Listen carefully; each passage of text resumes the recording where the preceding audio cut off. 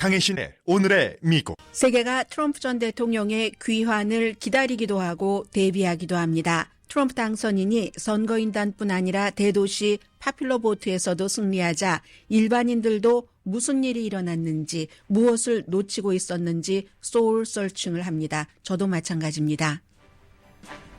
트럼프 당선자가 라틴계 유권자, 특히 라틴계 남자 사이의 지지율이 기록적이었다는 집계가 이번 선거의 핵심을 보여줍니다. 그의 인종차별적인 말보다는 렌트비 걱정이 더했다는 결론입니다. 그래서 버니 샌더스 연방 상원 의원은 민주당에게 버림받은 노동자 계층이 이번에는 민주당을 확실히 버려버린 선거 결과라고 말합니다. 칼럼니스트 데이빗 브룩스 씨는 미국이 굴뚝 산업에서 첨단 산업으로 전환되는 과정에서 고등교육에 초점을 맞춘 미국 정책이 트럼프 재선 결과라고 진단했습니다. 고등교육을 받지 못한 노동계층이 고등교육 받고 잘 먹고 잘 사는 엘리트들에게 그래, 이젠 우리가 보이냐? 이런 반발이었다는 지적입니다. 불타는 미국 우선 경제 인기 영합주의와 보수적인 문화가 자신들의 삶을 더 좋게 만들 것이라는 대담한 약속, 이 트럼프의 약속을 믿음으로써 그 유권자들이 트럼프를 선택했다는 게 르몽드지의 진단입니다. 9시 25분경에는 왜 미국의 유권자들은 뉴욕과 캘리포니아 도시인들도 과거보다 트럼프에게 많이 투표했는지, 유색인종 여자보다 중범죄자를 선택하는 게 미국의 모습인지 등을 전해드립니다. 트럼프 후보는 취임 첫날부터 일단 대규모 추방과 에너지 시추 허용을 시작할 것으로 보입니다. 그 일들을 진행할 인물들을 며칠 안에 공개할 예정입니다. 중요한 역할을 맡게 될 것으로 보이는 로버트 F. 케네디 주니어는 식품의약국의 일부 부서는 완전히 폐쇄해야 한다고 말했습니다. 특별검사는 트럼프 당선인에 대한 선거 전복 혐의와 기밀문서 형사사건을 기각시킬 준비를 하고 있습니다. 대통령에 대한 재판을 할 수 없으니 트럼프 당선인이 취임하기 전에 재판 없이 케이스를 끝낼 것으로 보입니다. 트럼프 당선 이후 주식시장은 특정 종목을 중심으로 들뜬 채 상승세입니다. 그러나 관세와 세금 감면, 추방 정책은 세계 무역 전쟁과 인플레이션을 일으킬 가능성이 높다는 경고, 어제보다 오늘 더 강해졌습니다. 해리스 부통령은 패배 시인 연설에서 평화적인 권력 이양을 약속하면서 미국인은 대통령이나 정당이 아니라 헌법에 충성해야 한다고 말했습니다. 바이든 대통령도 좀 전에 평화적인 권력 이양을 말했고 트럼프 당선인을 백악관에 초대했습니다. 여러분 안녕하십니까? 오늘의 미국 강혜신입니다. 이제 많은 뉴스들이 있지만 트럼프 후보를 지지하셨고 트럼프 후보에게 당선인에게 투표를 하신 분들은 그것 봐. 그동안 이거 몰랐지? 왜 이렇게 했어? 미국 사람들이 이렇게 많이 지지를 했는데 하는 생각이시고 또 반대편에 계신 분들은 아무리 그래도 그렇지 트럼프 그 당선인의 행동이 이랬는데 그걸 어떻게 용납할 수 있지? 아직도 서로 이해를 못하고 있습니다. 저는 어젯밤쯤에 이제 조금 그 이해의 폭이 어느 순간까지 도저히 이해를 하지 못하다가 확 열리는 순간이 있잖아요. 그런 경험들을 조금 했고 이건 지금 발생하고 있는 뉴스가 아니고 우리가 한 번은 그 지금 트럼프 후보의 그 재선에 당선인 되고 나서 아주 달라지는 세계를 경험할 것이기 때문에 그 전에 한 번 정도는 정리를 하는 게 옳을 것 같아서 9시 25분쯤에 왜 이렇게 압승이라는 어떤 사람은 또 지금 선거인단 312표니까 압승이라고 보지 않는 사람도 있지만 이런 일이 일어났는가 하는 것은 9시 25분에 전해드리겠고요. 방금 전에 바이든 대통령은 미국의 그 선거 시스템도 참 정직하고 투명하고 공정하다. 이번 선거도 그렇게 치러졌다라는 것을 얘기를 했고 본인이 이제 나가잖아요. 74일 남았다고 했습니다.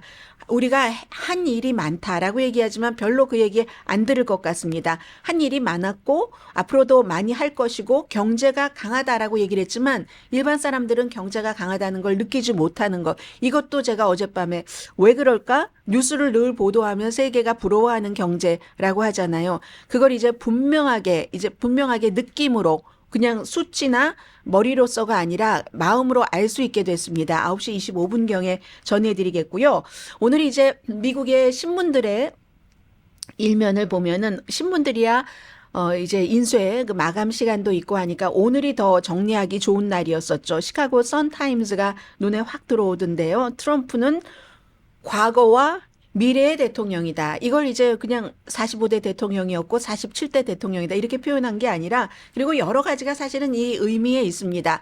21세기의 대통령이지만 이제 오일 시추 같은 건 많이 한다고 하고 테크놀로지 산업 같은 건 막 가면서도 규제를 어느 정도 해야지 된다고 하는데 이걸 또 이제 없애려고 하고 하니까 어떻게 보면 그 스타일이나 추구하는 것도 과거로 갈 수도 있다 하는 그런 중의적인 의미가 포함이 돼 있다고 보여지고요.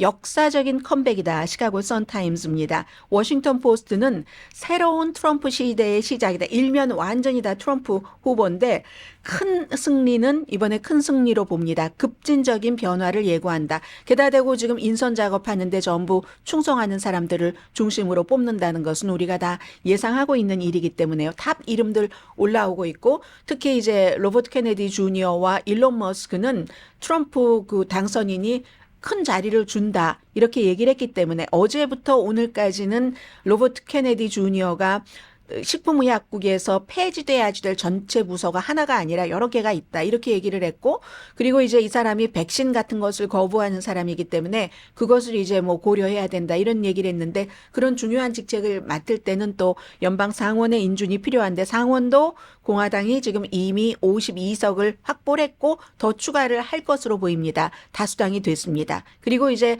트럼프 그 당선인에게 반대하는 사람들은 다 나갔어요. 자, 이렇게 됐고 워싱턴 포스트는 유리천정이라는 얘기도 합니다. 이거 역시 여성, 뭐 카멜라 해리스가 유색인종이고 여성이기 때문에 미국이 아무래도 유권자도 그렇고 일반 사람들도 인구도 70% 이상은 백인이니까 히스패닉계 가운데서도 백인으로 하는 이런 사람들 많이 있잖아요. 그러니까 이제 유리천정 얘기를 조금 했고 워싱턴 포스트 얘기가 나왔으니까 말인데 제프 베이조스가 아마존에 그리고 워싱턴 포스트의 그 오너가 뭐 소셜미디어 거의 안 하거든요. 몇 개월에 한 번 할까 말까? 그것도 한 번 하면은 본인의 그 회사 그 블루 오리진 이런 얘기 같은 거 작업 같은 것을 얘기를 하는데 제프 베이조스가 지난번에 선거 직전에 이제 트럼프 후보와 해리스 후보 당시에 뭐 워싱턴 포스트의 그동안의 오랜 동안의 기조를 보면 해리스 후보를 사설로 공식 지지하는 게 당연한데 그걸 하지 않기로 했죠. 그리고 나서 어제 또 보니까 제프 베이조스도 빅 축하를 보낸다. 빅 컨그레츄레이션 우리의 45대 대통령 또 앞으로 47대 대통령의 놀라운 정치적인 복귀와 결정적인 승리를 축하한다. 정말 큰 기회다. 우리 모두가 사랑하는 미국을 이끌고 통합하는데 이 차기 대통령이 성공하길 바랍니다. 제프 베이조스가 잘 안 하는데 이걸 또 이번에 했습니다. 그리고 역시 많은 그런 얘기들도 있고요. 7월 달에도 한번 그 제프 베이조스가 그 X에 썼는데 그때 많은 사람들이 알아차렸어야지 됐을 텐데 못 알아차렸습니다. 이 제프 베이조스가 어떤 행동을 할지를. 그 총격에도 엄청난 은총이 있었고 용기가 있었고 우아함이 있었다. 그가 안전한 것에 감사한다. 뭐 그리고 희생자와 그 희생자 가족의 슬픔에 대해서도 썼고 그렇게 했던 제프 베이조스가 또 이제 몇 개월 만에 다시 트럼프 대통령의 당선을 전 대통령의 현 당선을 축하했습니다. 워싱턴 포스트의 오늘 일면이고요. 온통 다 그런 것으로 채워졌습니다. 뉴욕타임즈는 트럼프의 강한 컴백. 뉴욕타임즈는 선거 당시에 해리스 후보를 공식적으로 지지했기 때문에 구태여 뭐 이제 와서 입장을 바꿀 이유가 없죠. 중범죄자에서 대통령 당선자로 이렇게 일면에 크게 썼습니다. 상상하지 못했던 길이 깔렸다. 이런 얘기도 했고 그리고 이제 하나는 기사 다 일면 채웠는데 특별검사가 트럼프 당선인에 대한 선거 전복 혐의 이게 의사당 폭동 사건이고 기밀 문서 형사 사건을 기각시킬 준비를 하고 있는데 대통령에 대한 재판할 수 없으니까 이제 취임하기 전에 1월 20일입니다. 이걸 끝내려고 케이스 끝내려고 한다. 현직 대통령은 연방 기소 면책이 있으니까요. 당연히. 그리고 이제 트럼프 당선인이 2초 안에 내가 잭 스미스 특별검사부터 해고하겠다 하니까 그건 어떻게 될지 모르겠어요. 그리고 이런 것뿐만이 아니라 변호인단은 뉴욕에서 받은 그 판결도 역시 이것도 이제 법적 조치에서 면제돼야지 된다는 것을 주장을 하면서 뭔가 그 작업을 한다는 겁니다. 유죄 판결 34가지를 받았죠. 물론 여기에 대해서는 이 유죄 판결을 받을 때부터도 스토미 데니엘즈라는 포르노 배우와 잠자고 돈 주고 했는데 이게 선거자금법 위반이다, 비즈니스 사기다, 뭐 이렇게 하는 거 이건 좀 지나쳤다라고 민주당 내부에서도 많이 얘기를 했습니다. 그런데 그 케이스에 대해서 이것도 기각해야지 된다는 게 지금 트럼프 당선인 측의 주장이고요. 그리하여 이 뉴욕타임스가 말하는 건 이겁니다. 지금까지 계속 선거 도중에 어느 순간부터 트럼프가 오른 것이지 처음에는 올 초까지만 하더라도 그 의사당 폭동 사건 이후에 그의 정치적인 생명은 끝났다고 봤습니다. 그런데 이런 포기하지 않고 재판을 계속 연기 하다가 대통령에 당선이 됐으니까 이제 이런 모든 것들이 사라지는 거고 그리고 캠페인 하는 도중에도 나는 나를 구하기 위해서 출마했다 이런 것들도 밝혔습니다. 오늘 뉴욕타임스가 트럼프 그 당선자의 컴백이 우리가 누구인지를 알려준다. 미국 사람들이 누구인지를 알려준다. 뭐 이런 얘기를 하는데 거기에는 여러 가지가 포함됩니다. 경제적인 어려움, 국경 문제도 없지만 뭐 여성 혐오라든가 인종 차별적인 발언을 하는 것, 뭐 이런 전반적인 것까지 다 포함해서 그게 우리다. 그리고 이제 또 트럼프 뭐 그런 것, 그게 이제 뉴욕타임스입니다. 월스트리트저널은 트럼프가 다시 승리했다. 다우지수 어제 엄청 상승했고요. 투자가들의 희망, 또 일론 머스크와 이해상충도 있을 수 있다. 이런 얘기도 전했고 뭐 이건 100년 넘어 만에 한 번 졌었던 그 전 대통령이 다시 컴백해서 이긴 그런 케이스다. 이런 것이고 선거의 모든 것은 all about 경제였다 하는 것이 월스트리트저널의 보도입니다. 이 경제에 관해서는 9시 한 35분경 제가 따로 다시 전해드리겠습니다. USA 투데이가 여러 가지 정치적인 장애를 극복하고 당선됐는데 그의 놀라운 컴백이 모든 정치 관습을 깨뜨렸다. 트럼프의 승리에 미국은 누구는 기뻐하고 누구는 분노를 느낀다. 이거 뭐 잘 설명한 거죠. 보스턴 글로브는 보스턴 글로브와 샌프란시스코 크로니클만이 오늘 카멜라 해리스의 모습이 보입니다. 이게 굉장히 아주 그냥 그동안 많이 주목을 받다가 이게 정치인 거죠. 보스턴 글로브 일면에 물론 그 위에는 트럼프 후보가 나왔지만 아래 어제 이제 한 12분 정도 패배 시인 연설을 했습니다. 그 내용을 조금 실어줬고 싸우려고 했던 것의 포기는 아니다. 실망했지만 계속 뭐 지키려고 했던 것은 지켜야지 된다. 뭐 이런 얘기를 했었고 샌프란시스코 크로니클을 보면은 카멜라 해리스가 그야말로 트럼프에게 당했다. 어떻게 졌나. 이 부분들에 대해서는 어떻게 졌는지 그럼 어떻게 지는 이유가 왜 나오게 됐는지 왜 계속 여기다가 교육을 얘기를 하는지 뭐 또 라티노 뭐 이런 얘기는 왜 하는지 잠시 뒤에 그건 전해드리겠고요. 샌프란시스코 크로니클은 이제 해리스 후보의 정치적인 고향이기 때문에 좀 여기에 비중을 많이 뒀습니다. 미국의 그 약속의 빛은 언제나 타오른다. 우리가 포기하지 않으면 결과는 받아들여야지 된다. 트럼프 그 당선자에게 축하했고요. 물론 전화통화도 다 했습니다. 그리고 인수인계, 우리는 평화로운 권력 이양을 한다. 아, 그리고 보니까 트럼프가 47대 대통령입니다 하고 선포하는 사람이 카멜라 해리스입니다. 1월 초에 의회가 개원하면. 그게 지난번에 마이크 펜스 부통령이 했었던 것처럼 부통령의 역할이니까 이번에 민주당에서는 아무도 그거 하지 말라고 하는 사람 없을 겁니다. 물론 선거도 압승했지만 압승하지 않았더라도 민주당은 오늘 아침 바이든 대통령도 그랬고 이 해리스 후보도 선거에서 졌으면 우리 시스템 깨끗하다, 공정하고 투명하다. 그러니까 이건 당연히 우리가 진 거다 하고 승복을 하는 거죠. 그런 점을 받아들이고 지면은 결과를 받아들이는 게 민주주의입니다. 그리고 더 중요한 것은 미국 사람들은 우리는 대통령이나 당에 충성을 하는 게 아니라 헌법에 충성을 해야지 됩니다. 이게 바로 트럼프 시대의 마크 밀리 전 합참 의장이 그 은퇴하면서 한 얘기죠. 이 사람이 이제 트럼프 그 후보를 파시스트라고 한 사람이기도 하고요. 그래서 이제 절대로 아무튼 뭐 포기하지 말자. 어제는 좀 이 뭐 써놓은 것을 읽는다기보다는 카멜라 해리스가 진즉에 좀 연설을 그렇게 해야지. 좀 이렇게 본인의 이 마음이 진짜로 들어간 것 같은 그래서 조금 잘했습니다. 자, 그리고 또 하나는 샌프란시스코 크로니클은 캘리포니아주는 최악의 상황에 대비해야지 된다. 이건 지금 로스앤젤레스 타임즈 오늘 보도와 같은 얘기거든요. 제가 선거 개표 방송을 할 때 스티브 강, 그 직책 자체는 잊었는데 그 직책 자체가 로스앤젤레스에서 올림픽이 열릴 때 여러 가지 기간 산업 같은 것을 하는 그런 직책입니다. 이 스티브 강, 민주당 협회 회장이기도 하고요. 그런데 트럼프 후보가 되면은 걱정이랍니다. 엄청나게.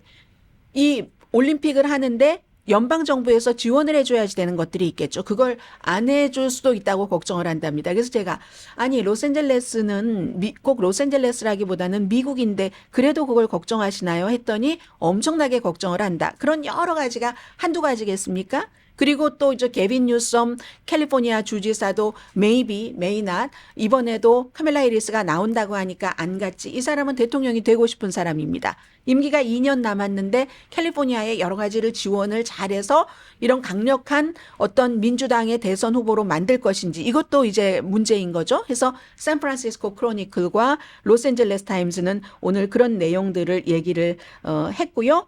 그리고 여러분들께서 오늘의 미국을 듣고 보고 계시는 그 여러분들의 그 생각 같은 것을 좀 전해드리겠는데 여러분들이 저보다 조금 더 앞서가는 경우도 있고 같이 가는 경우도 있습니다. J.H. 김 선생님은 미국에 사는 한인 중 한 명으로 인물보다 대선 공약에 초점을 맞추다 보면 민주당이 특히 뭐 성소수자를 지지하는 이게 악수였을 것이라고 생각합니다. 항상 소수의 인권을 존중하고 인정해야 된다고 주장하는 건 좋지만 정말 그 성소수자들은 미국에서 소수 중에 소수입니다. 미국 인구의 70%가 백인이고 그들이 원하는 것에 초점을 맞췄어야지 됩니다. 민주당의 패인을 얘기를 하는 거고요.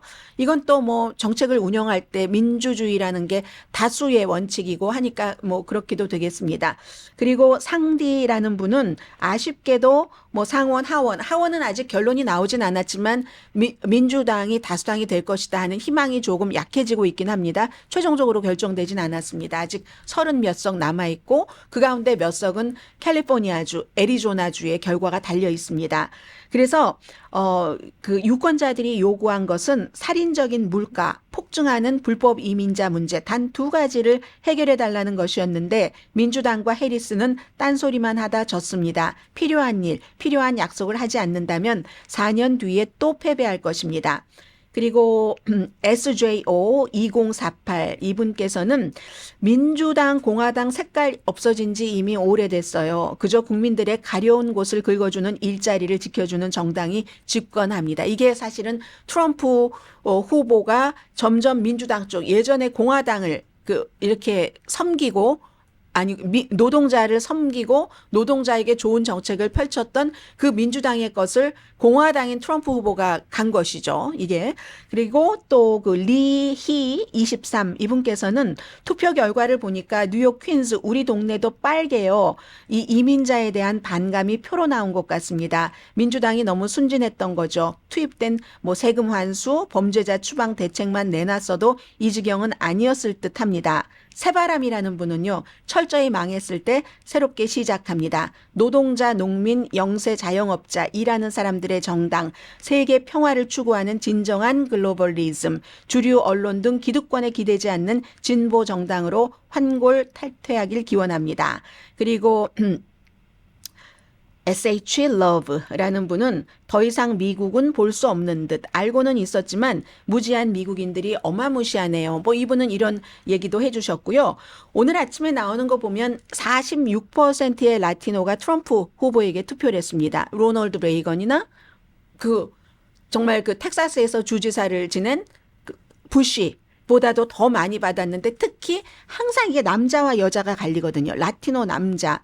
트럼프의 인종차별적인 언사를 그렇게 들은 그런 뭐 물론 불법 체류자에 대해서 했다고 하지만 결국은 이게 자금이나 뭐나 이렇게 돼서 합법 체류자에게도 다 옵니다. 뭐 유학생이라든가 비자라든가 여러분들 합법 여러 가지를 추진하시는 분들도 엄청나게 어려우실 겁니다. 앞으로는. 그런데 어쨌든 그 같은 모욕적인 말보다는 인플레이션과 경제가 중요했다는 거죠. 라티노 남자는 55%가 트럼프 후보에게 투표했고 라틴계 여자 라티냐는 38%, 라티노는 55%가 트럼프에게 투표를 했습니다.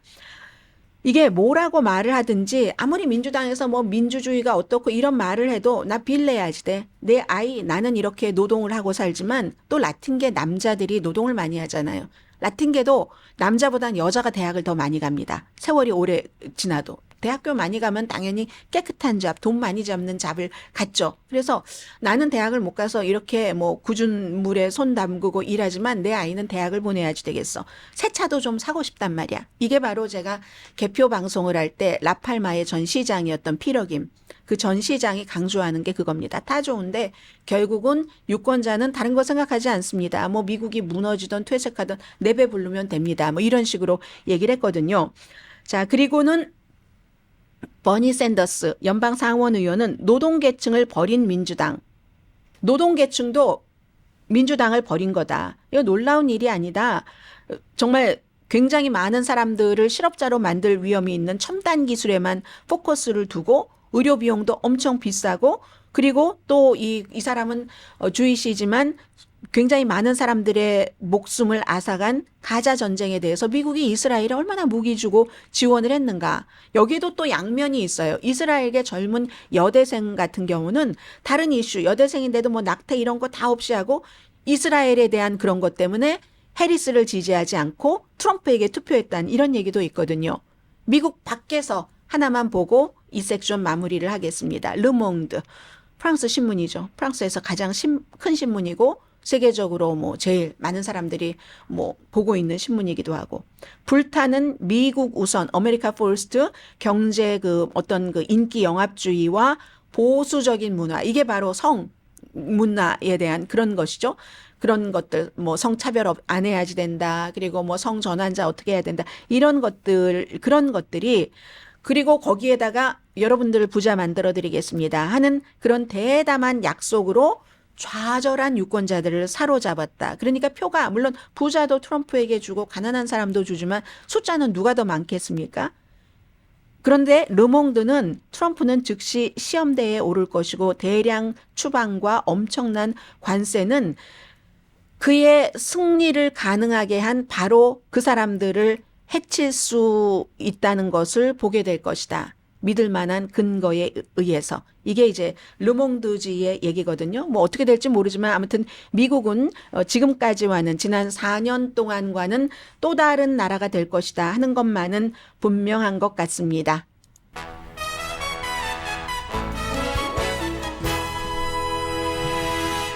잠시 뒤에 이제 민주당의 고민, 민주공화 무당파 모두 다 유권자들은 하나를 지적을 합니다. 바이든 대통령과 국경 문제. 이 국경 문제와 바이든 대통령이 그렇게 흐물흐물했으면 진즉에 다른 사람을 키워서 자리를 물려줬어야지 하는 그런 것들이 있고 그리고 이제 바이든의 레가시는 아주 나빠졌죠. 바이든 대통령이 이번에도 안 물러나려고 하는데 낸시 펠로시가 당신의 레가시에 관한 문제다. 해리스가 가서 이겨야지 된다 했는데 해리스도 져버렸잖아요. 여기서 끝나는 겁니다. 아무리 바이든 대통령이 오늘 아침에 투명한 미국 시스템 이런 얘기도 했고 우리는 평화로운 권력을 이양을 한다라고 하지만 바이든 대통령의 그 정치적인 레가시는 그것 갖고 평가받지 않습니다. 정권을 재창출했느냐 실패했느냐 결국은 이제 실패했잖아요. 그리고 이제 과연 민주당이나 공화당 내부에서 트럼프 임기 2기에 임기 1기에는 많은 반발을 했는데 그것을 반발할 에너지들이 있는가 서로. 그리고 여성들은 이제 유리천정 같은 걸 많이 느끼는 겁니다. 오늘 그 뉴욕타임스를 보면은 우리가 누구인가? 흑인 여성들이 미국을 볼 때는 유색인종보다는 범죄자를 더 좋아하는구나. 유색인종은 카멜라 해리스는 범죄자보다도 이 흑인 여성들이 볼 때 범죄자인 트럼프 그 전 대통령이 낫다고 생각하는구나. 범죄자가 아닌 카멜라 해리스보다 이제 이런 거죠. 그리고 더 중요한 건 다 모든 것을 다 알고 뽑은 겁니다. 미국 사람들이 다 모든 것을 알고 뽑았는데 트럼프 그 전 대통령의 장점과 단점을 다 알고 뽑았는데 다 알고 뽑았다고 해서 무슨 일이 일어날지를 또 다 아는 건 아닙니다. 아무튼 잠시 뒤에는 이제부터는 내일부터는 트럼프 그 당선자가 누구를 어떤 부서에 이렇게 놓는가 이 작업이 발표가 되고 그게 바로 여러분과 제가 그 살아갈 미국의 또 다른 나라에서도 이 방송을 듣고 계시는 분들이든 다른 방송의 어떤 그 정책 입안자들이든 아주 정말 그 새겨듣고 보고할 그런 일들이 일어날 겁니다. 그래서 잠시 뒤에는 오늘 이제 어떻게 이제 이렇게 트럼프 그 당선인이 압승을 하게 됐는가 사람들의 그 마음 같은 거 잠시 뒤에 좀 정리를 해보겠습니다. 라디오 서울 방송 오늘의 미국 듣고 계십니다. 네, 미국 정치 역사상 가장 드라마틱한 컴백, 엄청난 몰락 이후에 민주당은 또 그만큼 엄청나게 유권자에게 거부당하면서 트럼프 전 대통령이 다시 이제 대통령 당선자가 됐습니다. 그 마진이 농촌뿐만이 아니라 도시에서도 엄청났고 52년 만에 3번 대통령 선거를 치르면서 여론조사 기구가 다 그것을 알아맞히는데 실패를 했습니다. 오히려 저도 여러분들께 많이 방송을 해드렸었는데 그 폴리마켓 같은 데가 맞춘 거죠. 베팅 사이트가 맞춘 것이고 결국은 사람들은 변화를 원했는데 4년 전보다 나아졌는가 나아지지 않았는가. 이 트럼프 후보가 카멜라 해리스와 토론을 할 때 맨 마지막에 얘기를 해서 제가 참 그 얘기가 제일 와닿았는데 마지막에 해서 사람들이 보다 안 봐오지 않았을까라고 생각했었다는 그거 결국 그겁니다. 4년 전보다 나아졌어 안 나아졌어? 경제적으로 나아진 사람도 많죠. 부자는 엄청나게 많이 나아졌습니다. 어제 오늘 주식시장 좋은 것도요. 트럼프 후보를 뽑은 사람들에게는 하나도 안 좋습니다. 트럼프 후보를 열렬히 나의 주머니를 좋게 해줬으면 좋겠다 하고 뽑은 사람에게는 하나도 안 좋다는 얘기입니다. 그 사람들은 지금 주식에 투자할 만한 여유도 없는 그런 분들이 많기 때문에 물론 엄청난 부자도 많이 찍었지만 세금 감면 때문에 그래서 사람들은 4년 전보다 나아졌는가 나아지지 않았는가 인종차별적인 언사 이런 거 신경 쓸 틈이 없었다는 겁니다. 불법 이민자들이 내 일자리를 가져가 그럼 그 사람들에게 고양이 뭐를 먹어만 이런 것도 아무런 상관하지 않았다는 거죠. 의사동 폭동 사건 무슨 상관이야. 지금 내가 너무너무 힘든데 당연히 이제 이해가 할 만하죠. 그리고 트럼프 그 후보가 아주 공정한 이런 그 선거에서 당선된 거 너무 그 중요하고요. 그리고 또 그럼 민주당이 왜 이번에 그 일단 메시지에서 실패했는가? 그리고 그게 실패한 진짜 이유는 제가 데이비드 브룩스 씨의 칼럼을 통해서 좀 생활적인 언어로 전해드리겠습니다. 민주당은요. 지난번에 왜 레드 웨이브 있다고 할 때 블루 웨이브가 있었고 중간 선거에서 트럼프 당선 이후에 첫 번째 대통령 당선 이후에는 모든 선거에서 다 이겼습니다. 민주당이. 그럼 몇 번인가요? 중간 선거 있었죠? 또 바이든이 이길 때 있었죠? 그 다음에 또 바이든의 중간 선거에서 3번의 선거에서 민주당이 다 이겼습니다. 그랬기 때문에 너무 선거 결과에 낙관적이었던 거죠. 이게 여론조사가 오차 범위 안에서 왔다 갔다 한다? 그런데 항상 그러다가 결정적으로 마음은 결정하지 못하겠는데 투표장에 가서 무엇을 찍느냐에는 경제만 머릿속에 들어왔다는 겁니다. 여론조사가 팽팽해 보였지만 그 전에도 그랬어요. 여론조사 팽팽해 보였는데 막상 열어보니까 항상 블루 웨이브더라. 이런 것들이 왜 그러냐면 민주당이 지난번 3번 중간 선거에서 이겼기 때문에 사람들이 한 번이나 그렇지 그때는 모르고 잘해볼까? 경제적으로 성공한 사람이라니까 하고 뽑았지만 그리고 나서 지금 다시 뽑을 때는 또 바이든 행정부가 마음에 안 들어서 그렇지만 트럼프 행정부 때 했었던 많은 것들을 또 사람들이 잊어버린 겁니다. 그리고 지금이 마음에 들지 않으니까 바꿔보자. 그러면서 민주당은 이렇게 파악을 했다는 거죠. 이 트럼프 그 후보의 패턴이 너무 극단적이기 때문에 일반인들이 어떻게 저런 극단적인 말과 그런 것에 동의를 할 수 있겠어? 트럼프 지지층들은 그걸 좋아한다는 사실을 본인들이 아니니까 그걸 깨닫지 못한 겁니다. 저도 깨닫지 못했던 거고요. 해서 초기 캠페인을 마지막에도 그랬고 민주주의의 위협이다. 그런데 당장 빵 살 돈이 없는데 민주주의 위협을 생각할 겨를이 없는 거죠. 그러니까 계속 해리스 후보가 파시스트다, 뭐 합참 의장이나 전에 비서실장이 파시스트다, 저 사람 독재적인 성향이 강해, 이렇게 얘기해도 내가 지금 당장 빵 살 돈이 없다니까 이렇게 나온다는 겁니다. 해서 해리스 후보도 바이든 대통령과 사람들이 지금 현재를 만족스러워하지 않는데도 완전한 결별을 안 한 게 어느 정도 안심했다는 거죠. 저 봐, 날마다 트럼프 후보가 하는 말 같은 걸 봐. 어떻게 저 사람들을 무당파가 마음을 결정하지 않은 사람을 찍을 수 있겠어? 하는데 그런 말들이 좋으니까, 내가 평소에 쓰는 말이니까. 이제 그 얘기를 데이빗 브룩스 씨도 설명을 해주는데요. 이제 그거를 전혀 엘리트, 말하자면 재수없는 엘리트들이 판단을 못했다는 얘기입니다.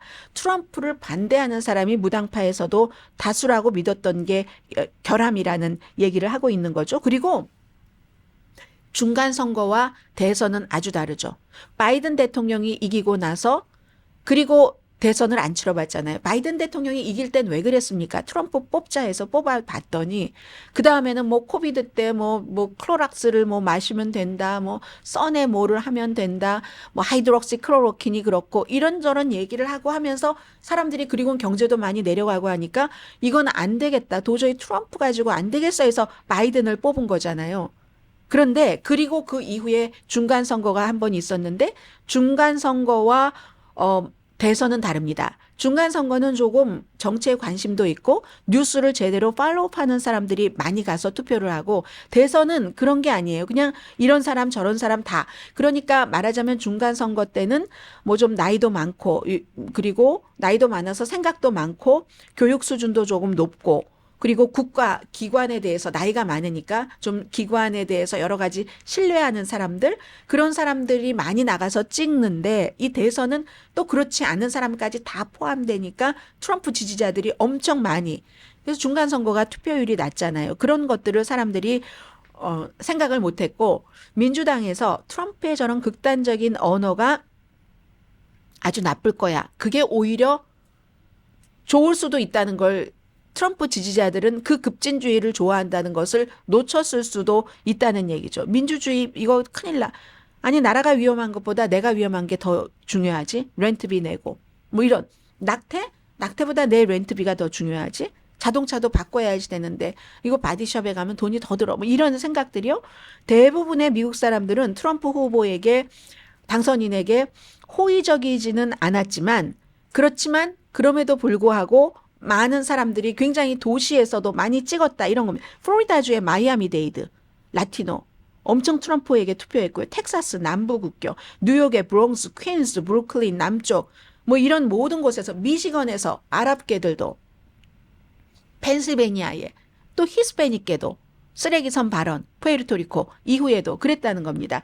그래서 이제 민주당은 과거에는 그랬었죠. 그랬던 것처럼 생활비가 모자라서 쩔쩔매는 유권자에게 당장 뭐 몇백 달러 세이빙 어카운트에 없는 이런 사람들에게 어필해야 되는 걸 고민을 해야지 되는데, 트럼프 그 당선자가 그걸 굉장히 잘했다는 겁니다. 좌절한 이민자들에게, 좌절한 유권자들에게 막 이민자들이 너의 자리를 빼앗아가, 야, 그 막 분노를 시키면서 하니까 스트레스 해소되고, 아우, 야, 저렇게 뭐 돈도 많고 뭐 교육도 많이 받은 사람이 나랑 똑같은 스타일로 말하네. 이것도 너무너무 좋았던 것이고, 뭐 엘리트들이 점잖게 뭐 이렇게 막 이렇게 얘기하는 것보다, 데이빗 브룩스 씨의 칼럼을 소개를 해드립니다.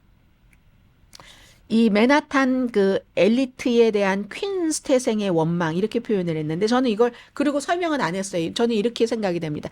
예전에 책을 읽었을 때 트럼프 그 대통령이 아버지가 이제 아주 그 싼 지역에서 아파트먼트 많이 지어서 돈을 엄청 많이 벌면서 맨하탄 저쪽에 불빛이 비친 저쪽에는 아이야 갈 생각을 하지 마라. 뭐 그 바탕이 있잖아요. 할아버지가 뭐 독일계 뭐 징병 피해서 미국으로 왔었고, 아버지와 프레드, 이 트럼프는 다 미국에서 태어나긴 했지만 저 퀸스 저쪽은 감히 우리가 쳐다볼 때가 아니야 할 때, 이 아들은 왜 why not 하면서 맨하탄을, 뭐 그쪽은 우리랑 좀 클래스가 달라 이럴 때 트럼프는 거기에 반항을 하고, 아버지의 그거에 반항을 하고 맨하탄 진출을 꿈꿨었다는 사람이라는 거잖아요. Maybe. 그래서 블루 칼라의 그 적개심이라든가 저 엘리트들에 대한 어떤 것, 그리고 거기 선망 같은 이런 모든 것을 너무 잘 알고 있는 사람, 어프렌티스 진행해서 사람들의 마음을 읽고 퍼포밍하는 것을 마스터하기 전부터 그렇다. 이걸 설명하는 게 아닌가 싶습니다. 맨하탄 엘리트에 대한 퀸스 태생의 원망 이렇게 이제 맨 앞에 문장을 시작하거든요. 전국의 미국의 농촌 사람들이 느끼는 아주 이 클래스적인 이 계급적인 적대감 이게 아주 마법처럼 맞아 떨어졌다고 얘기를 합니다. 트럼프의 메시지는 간단했다. 사람들은 민주당은 노동계층 당신을 배신했고 우리 당신들을 가르치려고 드는데 그들이 바보야. 그들이 말하는 정말 개탄할 만한 힐러리 클린턴이 실수로 말했었던 그게 아니라 그들이 개탄할 만해. 트럼프가 이걸 했다는 얘기입니다. 그러면서 당신들을 배신을 했어. 이런 거.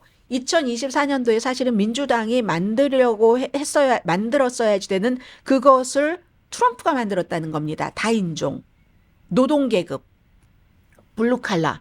이렇게 되는 거. 그러니까 흑인과 히스패닉 사이에서 근로자 사이에서 노동계층에서 이렇게 많은 지지를 받았다는 거죠. 뉴저지, 브롱스, 시카고, 댈러스, 휴스턴과 같은 지역에서 놀라운 상승률이었습니다. 지금 출구조사들을 쭉 보면 지금 소수인종의 3분의 1이 트럼프에게 투표를 했습니다. 그래서 이 데이빗 브룩스 씨는 바이든 행정부는 어떤 보조금, 사회 보조금과 경기 부양책으로 노동계층을 유혹하려고 했지만 그런데 이거는 경제적인 해결책이 되지 못했다. 그래서 아마도 민주당은 버니 샌더스 스타일의 이런 더 좀 강한 이런 노동계층을 위한 것을 받아들여야지 될 겁니다. 이런 얘기를 하고 있습니다. 민주당이 대학촌 그리고 보니까 카밀라 해리스도 어제 그 승리 연설을 기획했던 곳이 본인의 대학이잖아요. 하워드 대학이죠. 어제 패배 시인 연설을 했지만 그런 아주 부자 교회 이런 힙스터한 그런 도시 이런 데 중심부에서 민주당이 이 트럼프 그 이후에도 성공을 할 수 있을까? 이렇게 얘기하면서 트럼프 또 후보나 트럼프 후보를 지지하는 사람들을 이상하다고 업신여기는 우리는 겸손해야 됩니다. 이 데이빗 브룩스 씨도 공화당이지만 트럼프 후보의 그 여러 가지 행동, 말투 이런 걸 싫어합니다. 그걸 겸손해야지 된다. 어쨌든 트럼프는 우리가 하지 못한 일을 이 사람 민주당은 아니지만 우리 누구도 할 수 없는 일을 했다. 그 노동계층의 마음을 잡았으니까. 물론 트럼프는 구태여 무슨 전에 비서실장이나 합참의장이나 카멜라 해리스가 얘기한 것처럼 파시스트 정도는 아니더라도 혼란의 씨를 뿌리는 사람인 것은 맞습니다. 미국이 앞으로 몇 년 동안 무질서의 그런 재앙의 나라가 될지도 모릅니다. 그러지 않기를 바라고 미국이 잘 되기를 누구나 다 바랍니다. 어쩌면 미국뿐만이 아니라 세계를 흔들어 놓을지도 모릅니다. 이렇게 얘기하는데 이분이 이제 설명을 합니다. 지난 40년 동안 우리가 정보화 시대에 살았는데 교육받은 사람은 어느 정도 이제 탈산업 경제에서 잘 살았다는 거죠. 그리고 이건 어디서 일을 하든지도 별로 상관이 없었고 실리콘밸리라든가 샌프란시스코라든가 어떤 고위 학력을 가진 사람을 위해서 정부도 많은 것을 지식경제 산업이었으니까요. 이 공장 굴뚝 산업에서 지식경제 산업으로 바뀌면서 그리고 그게 또 자유무역 정책에 굉장히 맞고 하니까 컨설팅 분야 얼마나 돈 많이 받습니까? 제조업은 당연히 위축됐죠. 싼데 하면 되지. 중국, 멕시코, 무슨 말레이시아, 인도 이런 데로 지금 다 돌렸잖아요. 그리고 친환경 기술로 전환을 했고 화석 연료에 의존하는 웨스트 버지니아 왜 빨갑니까? 그래서 빨간 거죠. 그리고는 이게 이제 계속 이제 어떤 식으로든 사다리를 올라서 교육을 받을 수 있는 사람에게 찬살받았지만 그조차 할 수 없었던 사람에게는 너무너무 좌절감이 수십 년 동안 쌓였다는 겁니다. 남자아이들이 더 힘들어서 고등학교 때 상위 10%에 속하면은 성적, 요즘 미국은 3분의 2가 여학생입니다. 그리고 하위 10%는 3분의 2가 남학생입니다. 대학교를 누가 더 많이 가겠습니까? 여자가 더 많이 가죠. 여자가 더 많이 가니까 여자들은 민주당을 더 많이 지지하고 남자들은 왜냐하면 대학교 나오면 웬만큼 먹고 사니까 남자들은 대학교 나오지 못해서 이 정부도 잘못한 거예요. 대학교 안 나오는 사람도 잘 먹고 잘 살게 해줬어야죠. 트럼프 후보는 지금 적어도 트럼프 당선자는 꿈이라도 주잖아요. 부자 만들어드리겠습니다 하는 그런 것들. 그래서 이제 보면은 이분이 고등학교 졸업한 사람은 대학 교육을 받은 사람보다 9년 일찍 사망한답니다. 오피오이드 과용으로 뭐가 안 돼 하면서 펜타닐 같은 거 이런 것으로는 6배 더 많이 사망하고 결혼은 덜하고 돈이 없는데요. 이혼은 더 많이 합니다. 결혼하면 혼전에 아이를 가질 확률이 훨씬 높습니다. 비만일 가능성도 높습니다. 돈 많이 받아서 내 몸에 좋은 건강한 음식을 안 사 먹으니까. 그래서 최근에 이 어메리칸 엔터프라이즈 연구소에 따르면 고등학교 졸업한 사람 24%는 친구도 없어요. 대학 졸업자보다 무슨 공공 장소를 방문을 하거나 지역 무슨 단체 아니면 무슨 뭐 스포츠 리그 이런 데에서 활동할 그럴 가능성도 굉장히 낮고 그들이 사용하는 말, 언어 이런 것도 굉장히 거칠고 공공의 선 이런 얘기하면 그런 뭐 사치스러운 거는 뭐 누구에게나 갖다 줘라 뭐 이런 그런 그거는 이제 사치스러운 신념인 것이다 이런 얘기를 합니다. 카멜라 해리스와 같은 로스쿨 졸업생들 기쁨의 정치 이거 관심 없다는 얘기입니다. 그래서 좌파의 많은 사람들은 인종적인 불평등, 성불평등, 성전환자 뭐 이런 여기에 너무 많이 집중을 하는데 그런데 이게 그리고 무슨 뭐 그린 친환경 산업이라든가 여기에 집중을 하는데 트럼프 후보는 아주 괴물과 같은 자기중심적인 그런 사람이지만 사회의 거울은 적어도 내다봤다는 겁니다. 저 사람들이 지금 저런 그 좌절감과 저런 게 있지. 내가 이렇게 말하면 되겠지 하는 그런 것. 그래서 자기들만 보는 어떻게 저 사람들이 저런 생각을 할 수가 있어. 트럼프가 저렇게 유치한데 어떻게 저 사람에게 투표를 할 수 있어 하고 자기 생각만 하는 교육받은 계층에는 도저히 보이지 않는 것을 트럼프가 보고 그들의 언어로 평소에 상스러워라고 얘기하는 그들의 언어로 써서 해줬다는 겁니다. 그들이라고 해서 죄송합니다. 그러니까 뭐 제가 이 말씀을 드리면 생각이 나는데 클래식 음악 들으면서 차 한 잔 마시는 여유가 아니라 다 함께 차차차 노동요처럼 들으면서 일하는 사람들을 트럼프가 잡았다는 얘기입니다.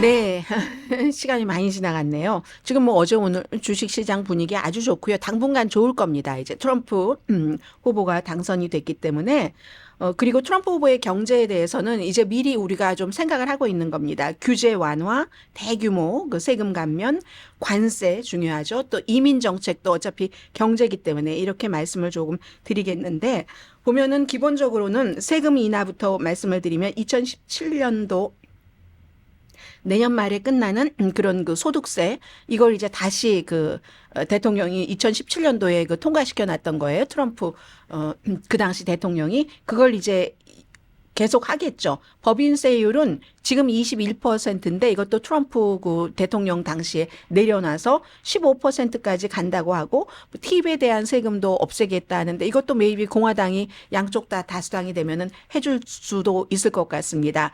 그런데 이게 결국은 미국 경제에 굉장히 이제 부담이 되죠. 초당적인 곳에서 얘기를 하면 결국은 앞으로 10년 동안 뭐 GDP의 6% 적자를 낸다. 그래서 2035년까지 적자를 최대 12% 늘린다. 트럼프 대통령은 2035년까지 본인이 집권하진 않잖아요. 단기간 몇 년은 좋을 수도 있습니다. 그리고 규제 완화에 대해서는 가장 공격적인 규제 완화를 하겠다.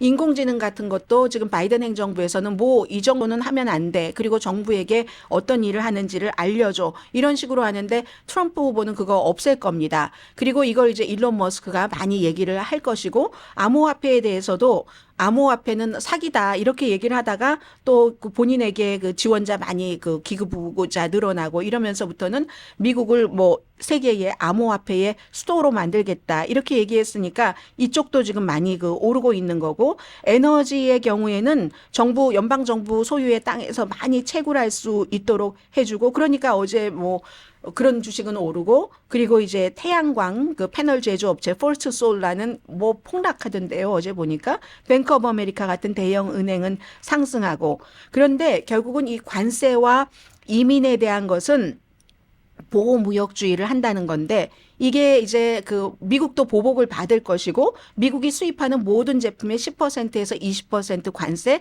중국산은 60%, 뭐 멕시코에서 자동차 만들면 500% 이거 한국에 다 연결이 되는 겁니다. 이거 엄청나게 소비자 물가 올리고 이게 인플레이션을 가져온다는 거잖아요. 그래서 공화당들도 이 점은 좀 싫어합니다. 그리고 이제 유럽은 이미 리스트를 작성하고 있어요. 미국에 무엇을 우리도 관세를 부과할까? 중국은 콩, 옥수수에 이르기까지 엄청나게 농산물 그쪽에 노리고 일을 할 것이고 그리고는 또 뭐가 있을까요?